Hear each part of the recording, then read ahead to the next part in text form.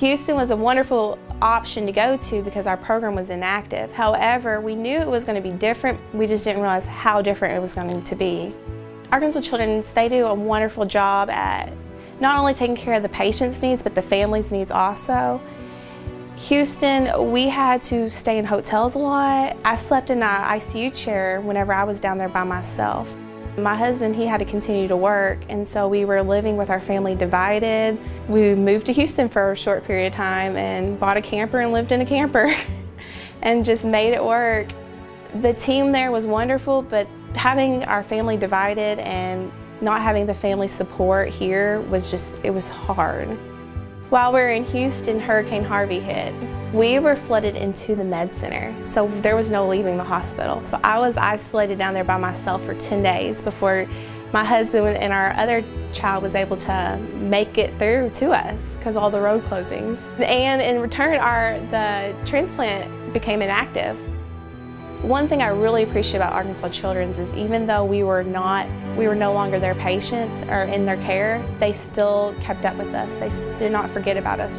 And the minute that they became active again, we knew. And I think I jumped with joy whenever I got a text message saying that we were back active and asked if we wanted to go home. I remember just crying and saying, "We get to go home, we get to go home."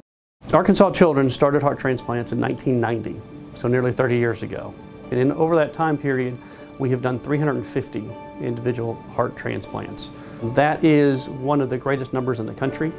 We have received patients referred to us for heart transplants from states as far away as Oregon, as well as ones closer, such as Louisiana, Oklahoma, Kentucky, Mississippi, and Tennessee.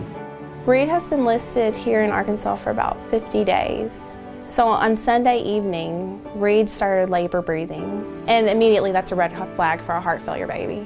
We knew he was going to need to be intubated, but because he was so severe, they didn't want to move him to the ICU. It was just, let's keep him calm, let's keep him happy, do not let him get upset. The fear that overcame us, along with the peace of mind knowing that everyone was going to make the right call for Reed, that just made it so easy for us to give him our baby. Intubating a heart failure baby is not an easy task, and that alone could have been it for him. And that evening, on November 20th, Dr. Garcia walks into our room, and she looks at my husband, she goes, "Where's Mom?"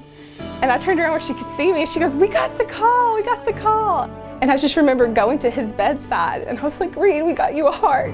And then the words just flooded out of me, "You're gonna get to grow up."